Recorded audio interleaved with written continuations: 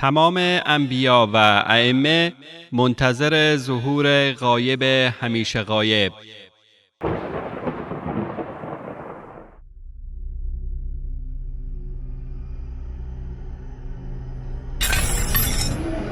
نه فقط من و شما منتظر امام زمان هستیم، بلکه تمام انبیا منتظر ظهور امام زمان بوده اند و هستند. تمام ائمه سلام الله علیهم اجمعین، تمام اونها منتظر بوده و هستند. امروز که الان من و شما در این فضا هستیم، ما روایت داریم صاحب مکیال المکارم، این کتابی که به امر امام زمان علیه السلام ثبت شده و نوشته شده، در اینجا روایتی رو بیان میکنه که در روزهای جمعه وجود نبی مکرم اسلام امیر المؤمنین امام حسن، امام حسین و صدیقه کبری سلام الله علیهم اجمعین، این بزرگواران در بهشت اینها حلقه ای میزنند روزهای جمعه و برای فرج امام زمان علیه السلام دعا میکنند. چرا؟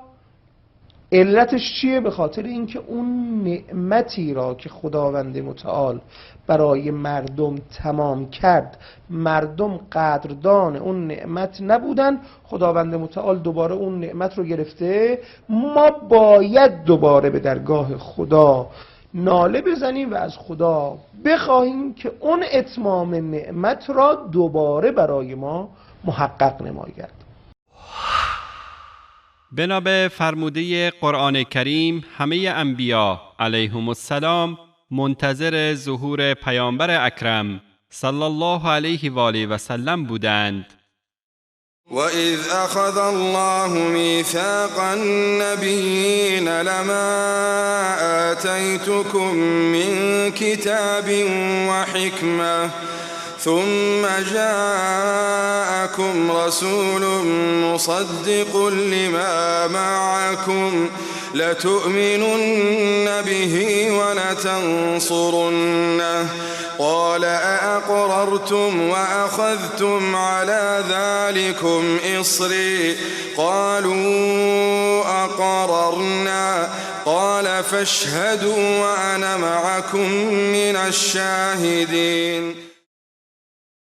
و به یاد آور هنگامی را که الله از پیامبران پیمان گرفت که هرگاه کتاب و حکمتی به شما دادم، سپس پیامبری پیش شما آمد که تصدیق کننده کتابی است که با خود دارید، باید به او ایمان بیاورید و او را یاری کنید. فرمود آیا اقرار دارید و پیمان مرا بر آن پذیرفتید؟ گفتند اقرار کردیم. فرمود پس گواه باشید و من هم با شما از گواهان هستم. انتظار برای ظهور پیامبر خاتم علیه السلام به خاطر آن بود که الله متعال با تکمیل دین و مهر تایید بر آن نعمتش را بر عالمیان تمام سازد. سرانجام این آرزو و انتظار با نزول آیه تکمیل در مراسم حج که چکیده ای از دعوت توحیدی تمام انبیای الهی است تحقق یافت و به پایان رسید. اليوم أكملت لكم دينكم وأتممت عليكم نعمتي ورضيت لكم الإسلام دينا. امروز دینتان را برایتان کامل و نعمت خود را بر شما تکمیل نمودم و اسلام را به عنوان آیین برایتان پسندیدم.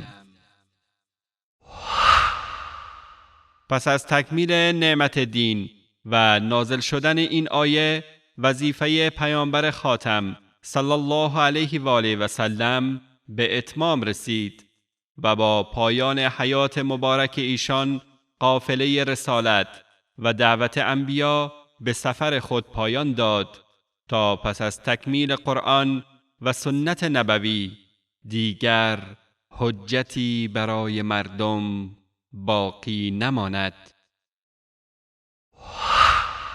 رسلا مبشرین و منذرین لئلا یکون للناس علی الله حجة بعد الرسل وكان الله عزیزا حکیما. پیامبرانی برانگیختم که مژده دهنده و ترساننده بودند تا بعد از پیامبران دلیل و حجتی برای مردم بر الله باقی نماند و الله چیره و غالب با حکمت است.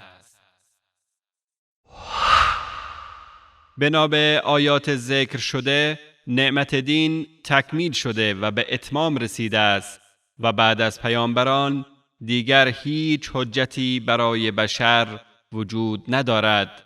اما آخوندهای رافضی با ذکر روایاتی باطل و ساختگی معتقد به ناقص بودن دینند و منتظر ظهور شخصی هستند که درجه وی را از انبیا بالاتر می‌دانند. افبالباطل یؤمنون و بنعمت الله هم یکفرون. آیا به باطل ایمان می‌آورند و نعمتهای الله را انکار می‌کنند؟